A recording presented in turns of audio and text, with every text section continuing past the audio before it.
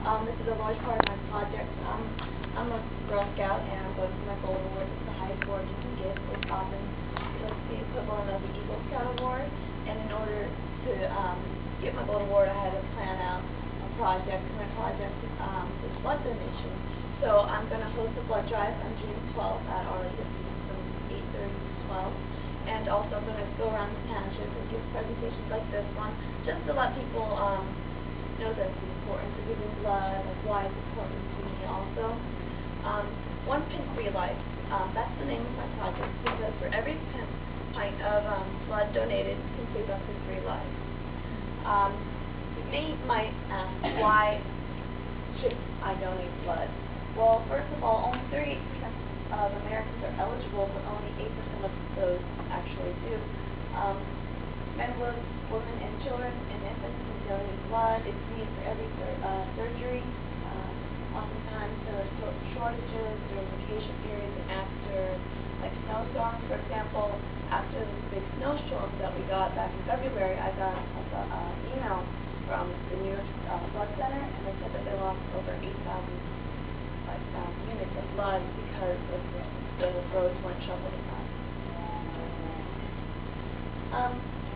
After a person goes and donates their blood, the blood will be tested for the blood type, hepatitis, HIV, AIDS, other blood diseases like West Nile virus. And then it's separated into components such as red blood cells, plasma, platelets that can help several patients. That's why one pint can save 3 lives, because it can separate into different like platelets, plasma. Who needs blood? Every 2 seconds, someone in the U.S. needs a blood transfusion. Blood transfusions are used for trauma victims due to accidents like car and burns, heart surgery, organ transplants, numerous complications during childbirth, newborns, and premature babies, patients receiving treatment for leukemia, cancer, and other diseases such as sickle cell disease and thalassemia. These are a couple charts I have about how many units of blood go for each transaction. For example, a cancer patient can use up to 6 units of platelets per week. The platelets help the blood clot. For example, when you get a cut, platelets help the blood clot. An organ transplant recipient can use up to 4 units of red blood cells, 30 units of platelets, and 25 units of plasma. Also, an automobile accident victim can use up to 50 units of red blood cells. Last year, early in the morning, one of my friends was walking to school. We live going to Fulton Township High School, and she was crossing at 1:30. And when she was crossing, she was hit by a car that went through yellow light. She's okay now, but she did have to go through several surgery. But she probably received over 50 units of blood over her many surgeries. Whole blood, which is everything combined, can be given to open heart surgery, can be used for open heart surgeries and newborns. When they separate it and use red blood cells, it goes towards trauma victims, people who have anemia such as sickle cell and other surgeries, platelets, cancer patients receiving chemotherapy, plasma can go to burns. Platelets can last up to 5 days, so within 5 days of a donation they need to be used. Red blood cells need to be used within 42 days. However, it's never on the shelf for 42 days. It's usually used up way much sooner. And also plasma, when frozen, can be used up to 1 year. However, all these materials are never kept as long as that. I believe that it's important to donate blood because there's nothing else like it. I know they have created artificial hearts, however, they have not been able to create artificial blood yet. There is no other substitute for human blood, and it really does help other people. When you actually go for a donation, and you can donate blood from, I think, 17 years old with 16 years old with parents in Michigan, New Jersey, to 75 or older if your doctor allows it. To prepare for a blood donation, weekly, you should make sure you get enough iron in your food, such as red meat, fish, beans. The night before, take a nice rest, as always. Drink lots of water and fluids, and avoid eating fatty foods. Also, bring proper ID, such as a picture of your driving license with 2 fines, and wear a sleeve that the sleeves can be rolled up. What to bring? Well, you can bring yourself or a friend, a book, music to listen to, your donor card, if you donate before, a driver's license, or other 2 forms of ID. I remember going to blood donations with my parents, and like I always just go to the table and eat all the food. So if you want to bring a younger student, they would love it. Also, when else does the doctor tell you to eat sugar and candy after donation? Well, step 1, registration. You sign in. They go over basic eligibility and donation information. Read information about donating blood and show your ID. Step 2 is a mini physical. They prick your blood just to make sure that your iron content is good, which keep you, both the donor and people who receive your blood, safe. You answer some medical questions during a private and confidential interview of your health history and places you have traveled. For example, if you travel to India or overseas, you might not be able to donate through 1 year just in case you have malaria or something. Also, a nurse will check your temperature, pulse, blood pressure, and hemoglobin level in your finger and a prick of blood. They just want to make sure that you're feeling okay, even if you have a cough or cold. You might want to wait until next week to donate. Step 3 is the donation. It takes about 8 to 10 minutes. You'll be seated the entire time. The process is safe and sterile. They always use new gloves, new needles, and new bag of blood for each person. And if you have any questions, the nurses and volunteers would always be happy to answer them. However, a certain donation type, such as platelets, red cells, plasma, can take up to 2 hours. There's this machine that some blood donations like to use. They usually use heavier set men because it takes red blood cells from one arm. It goes through a machine, it turns it, takes more blood, takes platelets out, and then they actually put the blood back in, so you can donate more platelets that way. But usually they only recommend that for heavier set men because I think it's weight 165. Yeah. Step 4 is refreshments. A volunteer would take you to the refreshment table. Yep, you have many snacks and drinks as you like if you're free. And as I said before, when else does the doctor tell you to eat cookies for your good? Afterwards, after 10 to 15 minutes, you can go on with your daily activities, but nothing too strenuous. Don't do any heavy lifting for about 5 hours. And enjoy the feeling of accomplishment. You have helped save lives. Blood donation is very dear to my heart. When I was 2 years old, my mother had a tough pregnancy, and throughout the process of saving her life, they also gave her some donated blood. And also my dad had O-negative blood, which is one of the more rare types.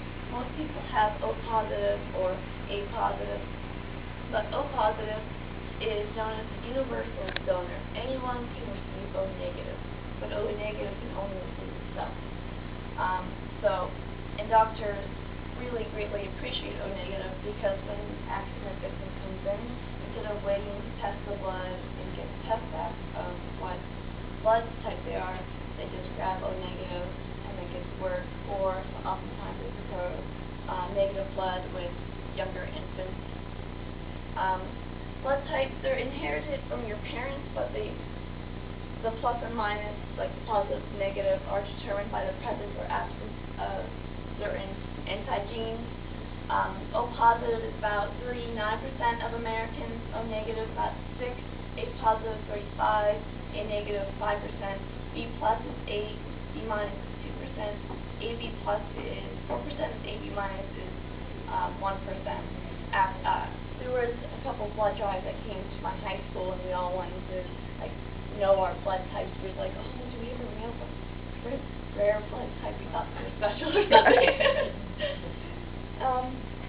Also, many people don't donate blood because they have a fear of needles, which is understandable. It's a little bit scary. But the Red Cross, on their website, www.redcrossblood.org, they have some suggestions if you want to donate blood but you're afraid of needles and blood. They said, first, keep your eye on a prize. Focus on the life you may be helping to save by donating blood. As little as one donation can save up to 3 lives. difference you make may last a lifetime. Know what to expect. Familiarize yourself with the donation process. Feel free to ask questions at any time. Indulge in distraction. Bring a music player, read a book, talk with the staff, or close your eyes and relax. Share your fear. Tell the staff you were nervous. The staff will be there to talk to you and assist you during your donation. Or bring moral support. Donors can bring friends and family to donate with them. There's also a great way to celebrate the good that's done. And in general, I always view blood donation as a way to be a hero without receiving. It's one of the simplest things you can do, to help another life without actually being in the medical profession, and you can donate absolutely every 56 days. I believe that's about 3 or 4 times a year. Does anyone have any questions? I do. What's in comparison to a pint? What's a unit? A unit, I think a term is like interchangeable. They call it Unit is a pint. Oh. Yeah. All the information I got was were off of 2 websites, www.redcrossblood.org and www.nybloodcenter.org. I don't have a preference one over the other. However, my blood drive that I'm running in June is through the New York Blood, only because they tend to do things more local. So I went through the local one because I thought maybe it would be easier. And does anyone have any more questions? Blood drive that you're doing in June. Yes. Is that you're doing it? I mean, you're organizing it, and it would feel good for you if people went and donated? Well, I would love if people come. I'm doing it through New York Blood. Like, they come with their registered nurses, they come with their staff, and I book the place, and I'm asking my friends to donate and volunteer their time. I have to clean the place before and afterwards. It would greatly help. Where is it? Our Lady of Peace Church. It's across from the church. Oh, yeah, we know where it is. Yeah, they have. Registration link? We have to go on the website to register? I don't, but you can just go to the place and register there. If I have any questions that I can ask, you can probably find them on the website that I've said, or maybe ask your friend. What time is the blood drive? From 8 in the morning to about 12 noon. The 12th of June? I believe that's Sunday. Sunday.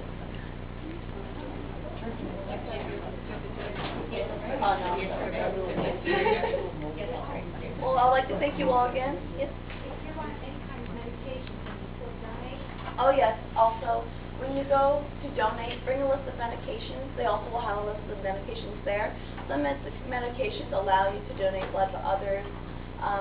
It may be not such a good idea to not donate blood. There's also nurses there to ask questions.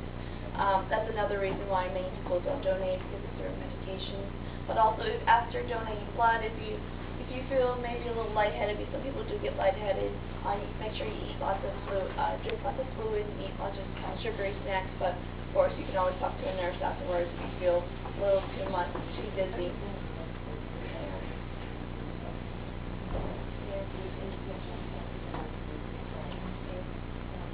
Also, I know there are some people who have certain anemias, like sickle cell, and they have to get blood transfusions every 3 weeks for the rest of their life. And sometimes it's even harder for sickle cell anemia patients because the blood has to be a certain match. So they have to go through units and units of blood to try to find the perfect match. Any more questions? Well, so far I started a blog. Every day I just blog about blood donation and like blood diseases such as sickle cell anemia. It's called onepintfreelives.tumblr.org, I think it is. It's on Tumblr. Are you putting it in the church bulletin? Oh, I probably will, and I put it in the Sentinel and the new newspaper through Home News Tribune. And so I started a Facebook page to try to get, And we're we'll going to speak start at the church. flyers. I'm probably going to speak at church maybe once, and we're going to put out flyers closer. Also, we're going to try to have an area where my friends we're all seniors in high school. Many of them have their CPR licenses because they want to be doctors. My friends are like that. We're going to have an area where we can watch your children, if you have children, or you have friends that have children.